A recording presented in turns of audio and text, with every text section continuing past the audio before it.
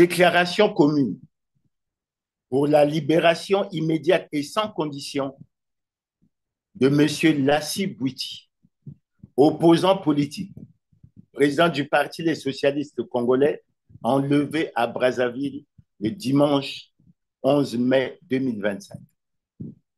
Brazzaville, le 14 mai 2025.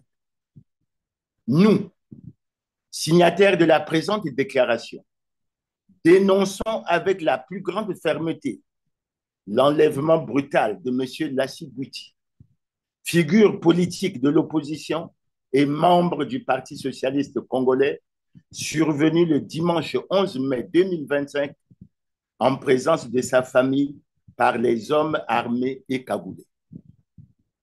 Ce kidnapping, opéré un jour de repos, a été d'une violence symbolique. Les premiers traitements infligés à M. Bouiti sont dégradants et inhumains, menottés, yeux bandés et embarqués de force vers une destination inconnue, sans aucune base légale. À ce jour, ses proches et sa famille restent sans nouvelles de sa localisation et de son état de santé.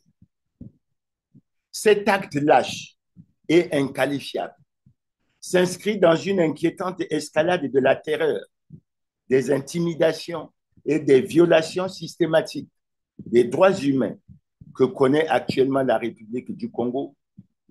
Il constitue une atteinte grave à la liberté individuelle en violation directe. 1. De l'article 9 de la Constitution du 25 octobre 2015, qui stipule que la liberté de la personne humaine est inviolable. Nul ne peut être arbitrairement accusé, arrêté ou détenu. Tout prévenu est présumé innocent jusqu'à ce que sa culpabilité ait été établie à la suite d'un procès juste et équitable garantissant les droits de la défense. 2. De l'article 11, qui garantit que toute personne arrêtée est informée du motif de son arrestation et de ses droits dans une langue qu'elle comprend.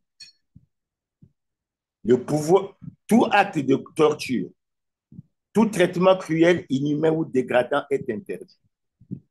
Le pouvoir judiciaire, gardien des libertés individuelles, assure le respect de ce principe dans les conditions fixées par la loi. 3. De l'article 205, qui stipule que la force publique est apolitique.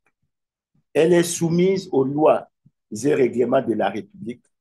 Elle est instituée dans l'intérêt général. Nul ne doit l'utiliser à des fins personnelles. Au-delà de la Constitution nationale, cet acte constitue également une violation grave des engagements internationaux de la République du Congo, notamment 1. La Déclaration universelle des droits de l'homme de 1948 en ses articles 3, 5, 9 et 19. 2. La Charte africaine des droits de l'homme et des peuples de 1981 en ses articles 4, 5, 6, 7 et 9. 4. La Convention contre la torture et autres peines ou traitements cruels, inhumains ou dégradants de 1984. 5. Les principes fondamentaux des Nations unies relatifs au traitement des détenus adoptés par l'Assemblée générale des Nations unies. Ces violations graves s'ajoutent à un climat politique délétère. L'affaire récente concernant Dongo Armel Silver, alias Zidane, et Moya Gertrude Stéphanie, illustre de manière éclatante que les auteurs des scandaleux crimes économiques et financiers d'État sont protégés et jouissent d'une impunité totale. Pendant que les responsables des crimes économiques et financiers qui ont précipité notre pays dans une crise multidimensionnelle sans précédent demeurent à l'abri de toute poursuite, ce sont les voix dissidentes et les opposants pacifiques qui sont traqués, humilié et réduit au silence. Au regard des précédents tragiques, notamment l'enlèvement suivi de la mort de feu Augustin Kalakala, nous tenons le régime de Brazzaville pour pleinement responsable de l'intégrité physique et morale de M. Lassy Bouty. Nous exigeons, un, sans délai ni condition, la libération immédiate de Lassy Bouty. Nous mettons en garde les autorités contre toute tentative d'instrumentalisation de la justice, de fabrication de charges et de dissimulation des faits.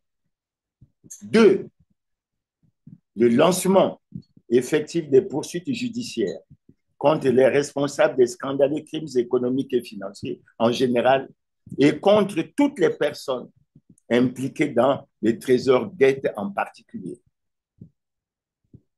Le Congo, notre pays, traverse une crise politique, sociale, économique et financière profonde.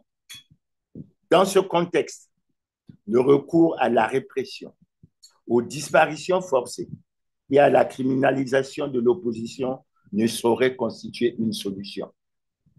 Bien au contraire, ces pratiques accentuent la fracture nationale et minent les fondements déjà fragilisés de l'état de droit.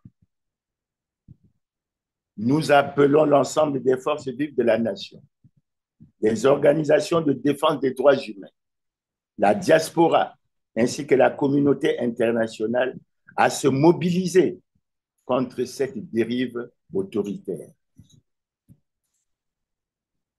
Enfin, nous réitérons notre appel à la convocation, conformément aux articles 227 et 228 de la Constitution du 25 octobre 2015, d'un Conseil national de dialogue, organe de concertation, d'apaisement et de consensus entre les forces vives de la nation sur les grands problèmes politiques d'intérêt national. Libérer Lassy Bouty, respecter les droits, restaurer l'état de droit. Je reprends.